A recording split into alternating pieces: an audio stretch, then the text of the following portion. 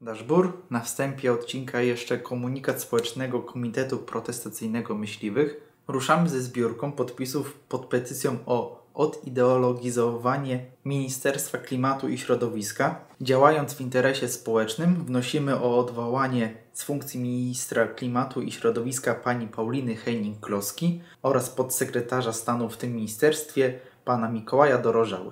Link do petycji w opisie odcinka.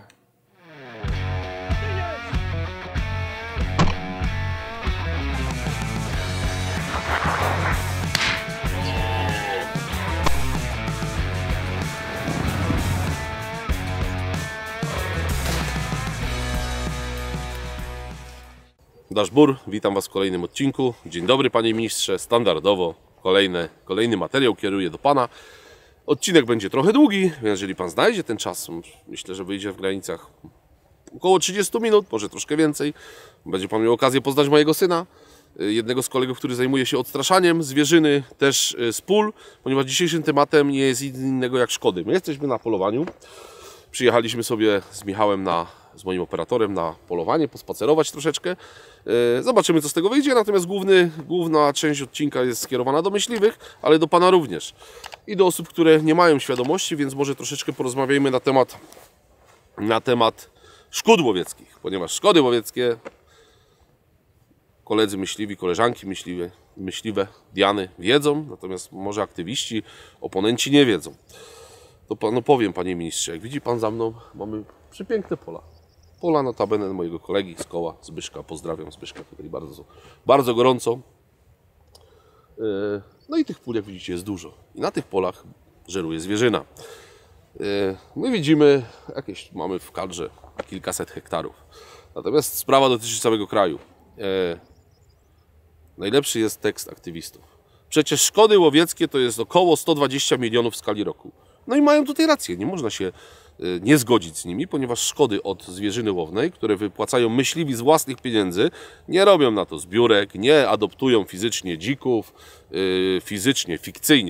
nie adoptują fikcyjnie dzików, anakondy czy innego ptasznika, tylko na to pracujemy. Składamy się na to wszyscy, wydajemy pieniądze. Z tyłu nam wyszedł Daniel, może Michał pokaże, bo za kamerą jest. Także poprosimy na chwilę Michała, żeby pokazał nam Daniela. Proszę bardzo.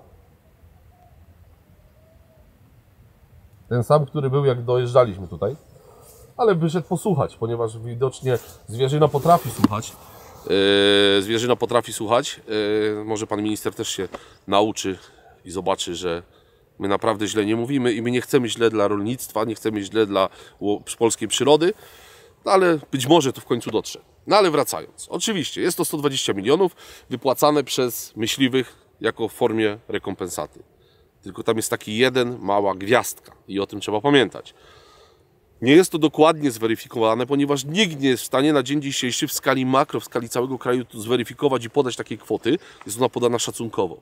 Oprócz tego, że my myśliwi wypłacamy te odszkodowania, działamy prewencyjnie. A jak działamy prewencyjnie? No działamy prewencyjnie w ten sposób, że myśliwi pełnią dyżury, robimy pastuchy, kupujemy te pastuchy, chronimy w każdy możliwy sposób uprawy.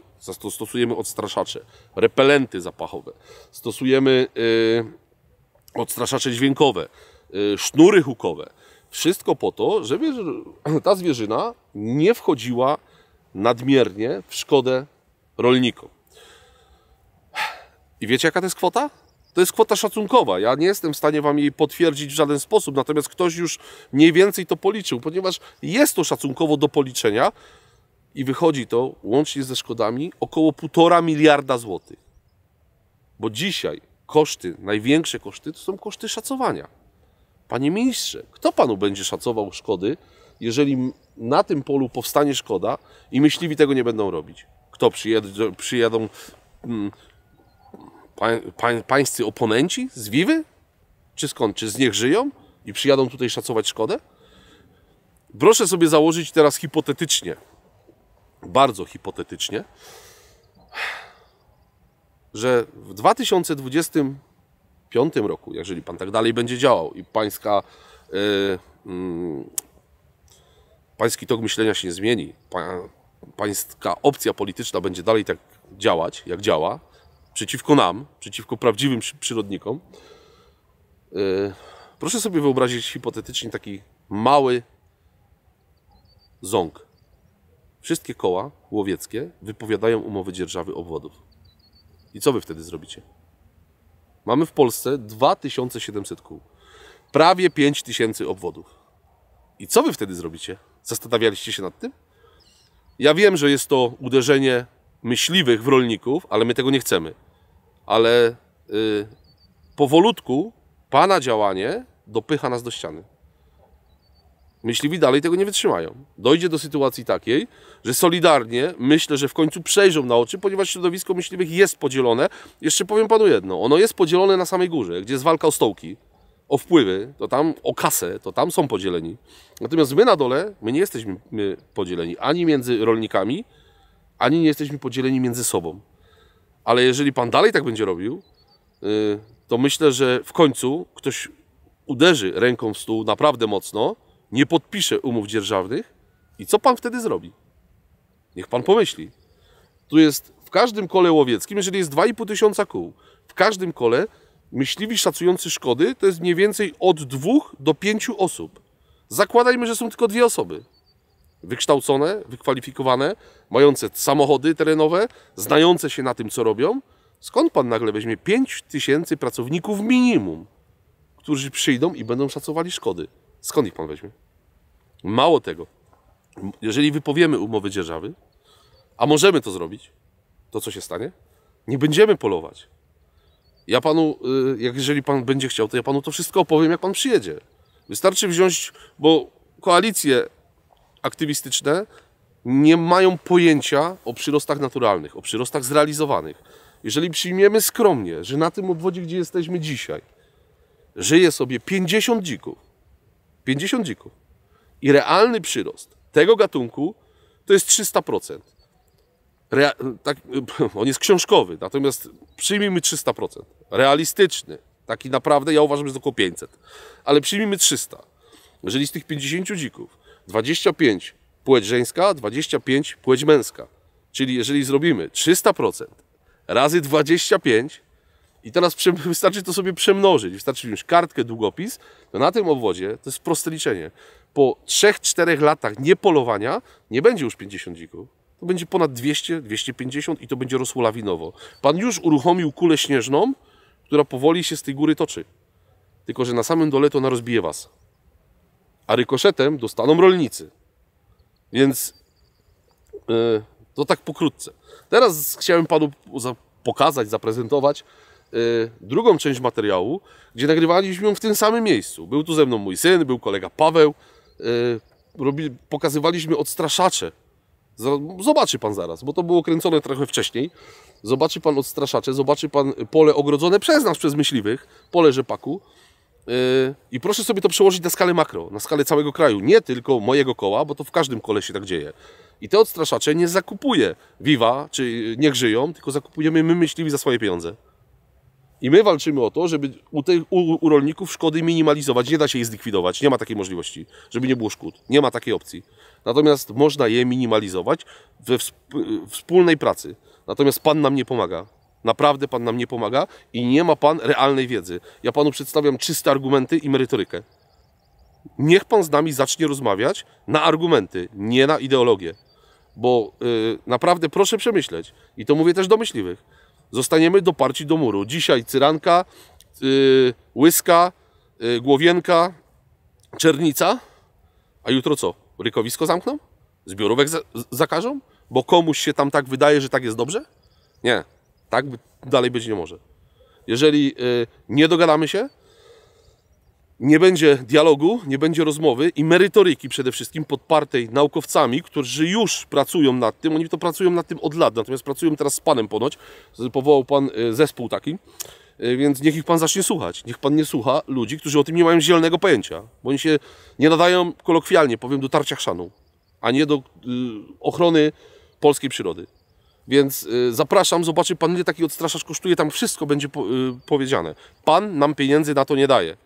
My nie zrobimy fikcyjnych adopcji, jakichś zrzutek. My działamy sami, zakasamy rękawy i jeszcze jedno, najważniejsze, to nie jest nasz zawód. Myśliwym to jest rolnik, murarz, kierowca, lekarz, prawnik, sędzia, polityk. Natomiast rolnik to jest zawód. I my to robimy z pasji. Ma pan 130 000 ludzi, którzy to robią z pasji. A pan to wszystko chce zniszczyć dla tych, nie wiem, kilkuset ludzi w dreadach. Po prostu aż, no nie chce mi się więcej gadać, czy już chyba wystarczająco powiedziałem. Więc zapraszam pana, żeby pan zobaczył mało tego. Zobaczy pan, że w dalszej części materiału, co naprawdę dla mnie, jak widział pan w poprzednim jednym z odcinków, nagrywałem znów do pana, wyszedł nam piękny dzik, którego udało się upolować. Nagrywamy materiał odnośnie szkód, idzie chmara jeleni, którą też udało się nagrać. To nie było dalej jak 2-3 dni temu. One szły na ten rzepak. Więc działamy, pracujemy i pokazujemy, co tak myśliwi naprawdę robią. I będę to pokazywał dotąd, dopóki pan tego nie zrozumie. Albo pan odejdzie i zrezygnuje pan z tej funkcji, bo się pan na tym nie zna, albo pan zrozumie i będzie pan chciał się nauczyć i rozmawiać. Także zapraszam na prezentację odstraszaczy dla zwierzyny. Daszbur. Daszbur! Witam was w następnym odcinku, w kolejnym. Sudecki Ostoi, jest ze mną Paweł. Cześć Paweł. Cześć. Dzisiaj, jak widzicie, w plenerze mamy pole rzepaku ogrodzone przez moje koło. Paweł przyjechał do mnie z Warszawy, ponieważ chcemy wam pokazać, zresztą jak co roku robię taki materiał prewencyjny przeciwko szkodom. To jest to samo pole, wracając do tego pola, tam jest ta ambona, później wam Michał pokaże, na który w jednym z odcinków poprzednich udało nam się, a szczególnie no mi udało się zrobić tryplet do jeleni, więc to jest to samo pole. Więc jak widzicie, ta zwierzyna na to pole wychodzi. Natomiast Paweł przyjął po to, żeby pokazać, w sumie to mamy do zaprezentowania odstraszacze, jedną totalnie nowość, ale to opowiesz o tym, bo to jest fajne, słuchajcie, ja już to wiem jak to wygląda, więc jest to coś ciekawego. No i stary odstraszacz, który już na rynku jest troszeczkę. Wiele osób te odstraszacze u nas na stronie na Sudeckiej Ostoi z firmy Agropixel kupiło te odstraszacze. No i działają i się sprawdzają. A szczególnie się sprawdzają na takich polach jak pole rzepaku, buraki, ziemniaki i, bo mamy okres wiosny, szczególnie się sprawdzają na zasiewach. I tutaj Pawła poproszę, żeby wam trochę opowiedział o tych odstraszaczach, na jakiej zasadzie to działa, jak to zamontować. Spróbujemy wam to pokazać, nie będziemy tego tutaj montowali tak stricte pod kamerę, tylko zamontujemy to w ten sposób, że przyjedziemy tutaj w nocy i zobaczymy, czy te jelenie dalej tutaj chodzą, czy ten odstraszacz działa, czy nie działa. Ale to po kolei. Także Paweł, prezentuj sprzęt. Więc tak, jest to odstraszacz dźwiękowy. Odstraszacz ten działa na zarówno zwierzynę płową, jak i czarną, czyli dziki, jelenie, sarny, daniele. Co jest wyróżnikiem tego odstraszacza na tle innych rzeczy i innych sposobów odstraszania zwierzyny? Przede wszystkim mamy tutaj do czynienia z bardzo bogatą biblioteką dźwięków, różnych odgłosów zwierzyny, ale też odgłosów typowo od człowieka. Te ścieżki dźwiękowe w trakcie odstraszenia zmieniają się, one są generowane losowo, dzięki czemu zwierzyna nie przyzwyczaja się do tego odgłosu tak szybko jak w przypadku armatek, petard czy innych urządzeń. Skutkiem tego jest to, że taki odstraszacz, taka inwestycja starcza nam na kilka sezonów. Podstawowy odstraszacz, jaki mamy w ofercie, składa się z dwóch głośników. Jeden z nich jest to głośnik główny, na którym ustawiamy sobie godzinę, głośność i inne parametry pracy. Drugi pełni rolę dodatkowego głośnika. Do zasilania takiego odstraszacza proponujemy akumulator. Taki akumulator 22 Ah pozwala nam na ciągłą pracę tego odstraszacza mniej więcej około miesiąca czasu. Dodatkowo jest to akumulator głębokiego rozładowania, dzięki któremu możemy go wielokrotnie ładować i mamy pełną jego sprawność. Ten akumulator występuje też możemy też zakupić hermetyczne opakowanie, które pozwala nam na pełną hermetyzację całego systemu. Dodatkowo do każdego z głośników dołączany jest w zestawie taka specjalna osłona, która sprawia, że nawet w przypadku ulewy, śnieżycy czy innych nawalnych zjawisk mamy pełną wodoodporność całego zestawu. On znajduje się w takim podwójnym opakowaniu. Mamy też możliwość troszeczkę zamaskować to nasze urządzenie przed niepowołanymi osobami. Mianowicie możemy umieścić ten odstraszacz łącznie z baterią w takim oto przypominającym budkę dla ptaków urządzeniu. Tu jak widać są dwa wyjścia na dwa głośniki, a w środek mieści się nasz akumulator, dzięki czemu całość jest osłonięta, no i nie rzuca się tak w oczy. Kiedy zawiesimy to na drzewie czy na ambonie, niespecjalnie przyciąga to uwagę. I powiem Wam, że my go dzisiaj zamontujemy w ten sposób. Nie będziemy Wam tego pokazywać, nagrywać, bo to żadna filozofia. Słuchajcie, powiesić budkę na drzewie. Tam mamy wysiadkę wolnostojącą, zrobimy to na zwyżce. No i jak wspomniałem wcześniej, przyjdziemy, zobaczymy, czy te jelenie są. Jest tu z nami jeszcze jedna osoba, która chodzi i tropi. Zaraz tu przyjdzie. Chodź no tu Staszek na chwilkę. Stasiu zaraz Wam powie, czy chodzi tu zwierzyna, czy nie. Natomiast zanim Stasiu Wam opowie, Paweł, powiedz przede wszystkim, bo wszyscy są na pewno ciekawi, w jakiej cenie taki zestaw jest, ten dwugłośnikowy, ale z akumulatorem, z tą oto piękną walizeczką, którą możecie wykorzystać, jakbyście, ja już Wam powiem, bo ja już tu mam drugie zastosowanie tego. Będziecie jechali za granicę na polowanie, to można to wykorzystać jako walizkę na amunicję. Bo się nadaje, bo ma wejście na kłódki.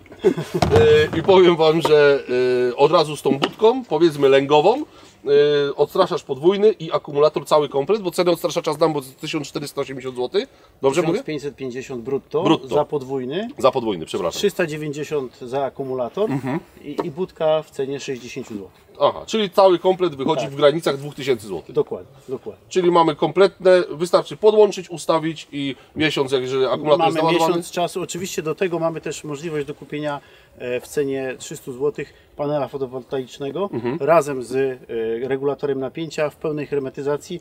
Wtedy kompletujemy taki panel do tego zestawu i mamy właściwie w sezonie od wczesnej wiosny do późnej jesieni pełną autonomię działania urządzenia. I pamiętajcie o jednej rzeczy, ponieważ pewnie się pojawią zaraz komentarze pod filmem, że drogo, to nie jest inwestycja na miesiąc, ani na rok, tylko to może nam posłużyć kilka lat, tak? Tak. Jeżeli mamy tutaj pole rzepaku, na którym występuje szkoda, wy macie kukurydzę, u mnie kukurydzy, jak wiecie dobrze, jest bardzo mało albo jej prawie nie ma, więc u nas, jeżeli jest sytuacja taka, że są zasiewy, no to w tym momencie działa to na zasiewach właśnie w okresie wiosny, czyli teraz, nie? Tak, tak. No, wiosna jest to okres newralgiczny zarówno dla roślin typu rzepak, ale również mamy na myśli zboża czy kukurydza, bo wtedy na zasiewach ta szkoda jest zawsze najbardziej dotkliwa. No, co zjedzą, to nie wyrośnie. Tak jest. Staszek, chodź tu, powiedz widzom, jaka jest sytuacja i co tu za tropy są, opowiedz, co tu chodzi. Tylko mów do kamery ładnie. Uwaga, Ale przywitaj się jeszcze. na zbór. Dzisiaj przyjechaliśmy montować to, więc dzisiaj tata mówił w drodze, że tak tu wyryły dziki, a ja szukam zrzutów, bo nie mogę się doczekać i będzie z tego dużo odcinków. A powiedz jeszcze, czy chodzi tu zwierzyna, czy nie? Co Bardzo. tu? Jakie tu były tropy? Ja widziałam jelenia, tam dzika i tam jest bardzo dużo babków jelenia. No dobrze, to idź dalej, szukaj rzutów. Leć. Także co, mamy temat jakby omówiony pierwszego odstraszacza. Jeżeli coś jeszcze chcesz dodać dla widzów, którzy są zainteresowani, to zachęcam, ponieważ no, mamy od siebie, mieszkamy 400 km i Paweł przyjechał specjalnie, więc żeby... Mam nadzieję, że uda nam się jeszcze dzisiaj zapolować. Tak, ale widzisz, jakie jaka warunki? pogoda. No, warunki są takie, jakie są, że powiem, że jest no naprawdę kiepsko, bo zaczął padać deszcz. No i co, przejdziemy sobie... Chciałem jeszcze tylko powiedzieć, że głównymi naszymi klientami są koła łowieckie i tak jak ten odstraszacz jest już w sprzedaży 4. rok, mamy informacje od naszych użytkowników, że to urządzenie nawet w kolejnych sezonach spełnia swoją rolę. Spełnia, ja wiem, to znaczy trzeba też wziąć pod uwagę jedną rzecz i tutaj nie ma co owijać w bawełnę i jeżeli macie plantację kukurydzy 50 hektarów i ta kukurydza ma już 2 metry, to nawet to nie pomoże. Na to nie ma rady. Na to nie ma rady, dokładnie. Natomiast jeżeli jest zasiew, czyli kukurydza za chwilę w okolicach kwietnia, maja będzie siana, no to wtedy jak najbardziej pomoże i nie będzie szkody na zasiewie. Tak samo tyczy się to rzepaku, kiedy u nas, bynajmniej na przykładzie mojego koła, mogę powiedzieć, że to działa. Naprawdę działa i widzieliście, w zeszłym roku kręciłem materiał z odstraszaczem i w tym roku go powtórzymy. Zrobimy to na zupełnie innym polu. Tym bardziej, że macie potwierdzenie tam 4 czy 5 odcinków wstecz, że tutaj ta zwierzyna wychodzi i zobaczymy, przyjedziemy tu w nocy i zobaczymy, czy ona tu rzeczywiście jest, czy ten odstraszacz działa. Jak byłem, to mówię, skoro nie znajdę zrzutu. Minuta temu, a tam byki stoją. To pokażemy, widzę, nie? No tak. No i jelenie wyszło. No tak na oko to tak... No 40 plus jest ich. Jest jakiś wysach? Nie widzę, Stachu, stąd nie. 60 metrów? Ile? 60? Raczej 560.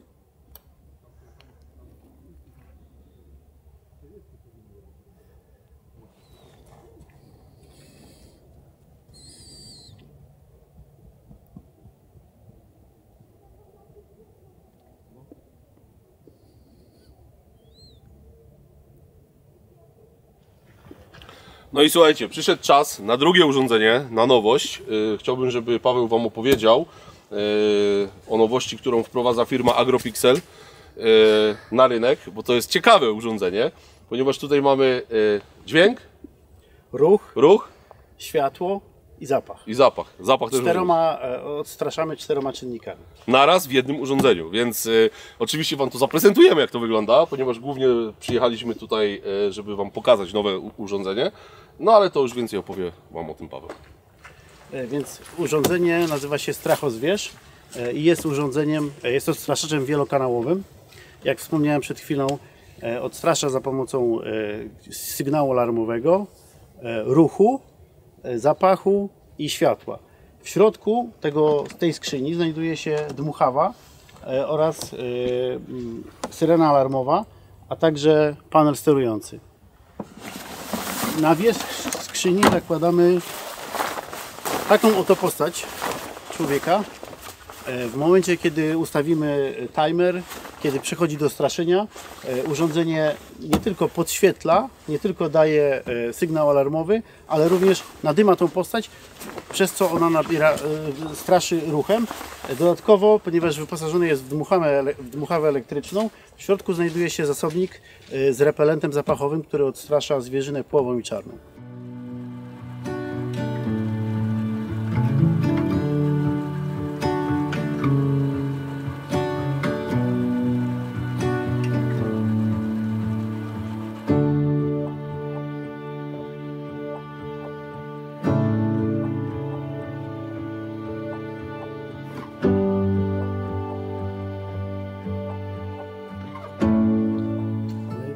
Też mają chyba także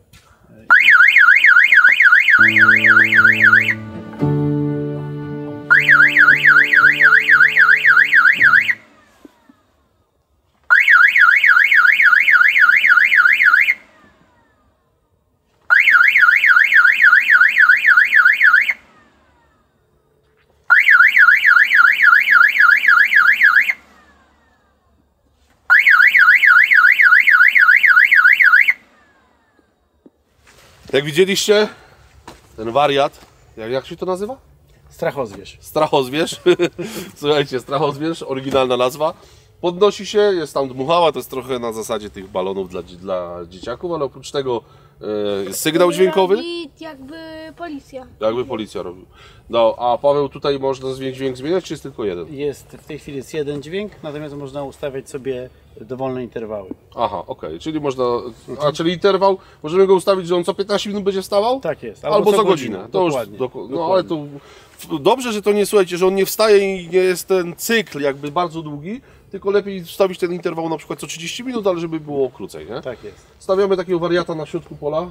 Oprócz tego teraz tego nie widać, bo jest dzień, mamy światło, nie? Tak jest. On działa też po zmroku i w nocy, bo jest podświetlany, a oprócz tego w środku znajduje się zasobnik z repelentem zapachowym, odstraszaczem zwierzyny. Czyli mamy tam po prostu hukidol, potocznie mówiąc, i on sobie tam jeszcze, jak pompuje tego wariata, to od razu idzie ten zapach. Tak jest. Czyli mamy 4 w jednym. No jaki zapach? Proszę? Jaki zapach? Odstraszający zwierzynę. Hukidol, bardzo śmierdzi. Strasznie. To jest ponoć skondensowany ludzki pot, ale to tak gdzieś kiedyś słyszałem, może tak jest rzeczywiście. Pytanie zasadnicze, no jaka jest cena tego urządzenia? To urządzenie kosztuje 2900 brutto, Bez akumulatora. bez akumulatora. Do tego możemy dokupić też panel fotowoltaiczny i wtedy mamy znowu system taki, który jest właściwie autonomiczny. Na tym akumulatorze, który będziemy montowali za chwilę i pokazywaliśmy Wam wcześniej, ten czerwony 22 amperowy, ile to urządzenie pochodzi? Ten akumulator to jest mniej więcej do 2 tygodni, dlatego polecamy wyposażyć się w akumulator większy, taki powiedzmy 40-50 Ah. Samochodowy, normalny. Samochodowy, normalny. I wtedy, jeżeli go dodatkowo sprzęgniemy z fotowoltaiką, no mamy urządzenie w pełni autonomiczne. Tak, tylko że ja chcę zaznaczyć jedną rzecz. Jeżeli będziecie używać tego na zasiewach, no to te zasiewy, intensywność chodzenia zwierzyny to jest powiedzmy do miesiąca, więc myślę, że ona więcej nie chodzi. Natomiast tak jak tutaj na przykład, gdzie chcielibyśmy ochronić to pole rzepaku przez dłuższy okres czasu, zakładam od grudnia do kwietnia, no to wtedy ten panel fotowoltaiczny się zda. Jeszcze jedna ważna informacja. Opcjonalnie w cenie 450 zł brutto możemy wyposażyć to urządzenie w monitoring GPS.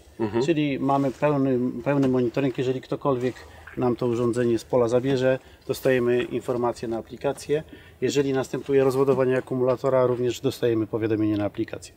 No, czyli jeżeli macie gdzieś to pole w newralgicznym miejscu, na przykład tak jak my stoimy, bo tutaj do miejscowości jest kawałek, no to wtedy macie wgląd w telefonie, także dzisiaj już wszystko na aplikacji działa.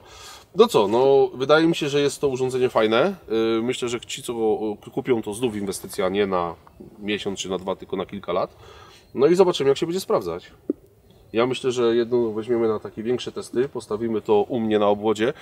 Chodzą plotki, to Wam powiem, bo wiecie, że u mnie kukurydzy nie ma, że mam mieć kukurydzę.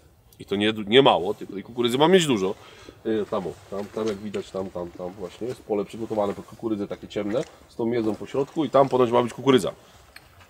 Więc jak będzie pan Kaziu siał tą kukurydzę, to takiego wariata postawimy, ale nie wiem, czy jeden wystarczy, bo to pole jest wielkie, więc będzie trzeba pewnie... Ile hektarów? A tam będzie ze 30. Więc trzeba... 3 wariaty. 3 wariaty? No to 3 wariaty trzeba będzie postawić, no ale zobaczymy, czy to działa. Także co, Paweł, ja Ci dziękuję. Ja również, dzięki za zaproszenie. Nie ma sprawy. Idziemy powiesić odstraszacz. Stasiu, pomożesz? Ale No to dobrze. Powiesimy... stara wysiadka. Tak, na starą wysiadkę. To ja wchodzę. Dobra. Powiesimy odstraszacz i zajrzymy tutaj, myślę, około 21. Chociaż jak widzieliście, ile już były. One już tutaj w tą stronę szły, więc przyjedziemy o 21, zostawimy samochód tam daleko i podejdziemy z termowizorem. Zobaczymy, czy odstraszacz dwugłośnikowy działa i zobaczymy, czy ta zwierzyna tutaj jest, czy jej nie ma. A ja Was zapewniam... 2 odcinki. 2 odcinki? No tak. Nie. Teraz i wyjedziecie w nocy. Nie, to połączymy w jeden. A zaraz Wam jeszcze Michał pokaże razem ze Staszkiem, że rzeczywiście tu chodzą, także nie ma tu żadnej ściemy, więc sprawdzimy, czy odstraszacze działają. Także widzimy się, może się już nie widzimy, ale nagramy termo. Ze mną się nie widzicie. Ja nie Bo będę. ja nie będę z tobą w nocy. Nie będziesz? Nie. Dobra. Mama mi pozwoli. Mama Ci pozwoli. Tylko Ty idziesz spać, bo jutro do szkoły idziesz. A w każdym bądź razie zrobimy wizualnie, wrzucimy materiał z termo i zobaczymy, czy ta zwierzyna tutaj chodzi, czy nie. Także do zobaczenia w nocy, sam jestem ciekawy. Dasz ból. Dasz ból. Stasiu. Ale ból. Dasz ból.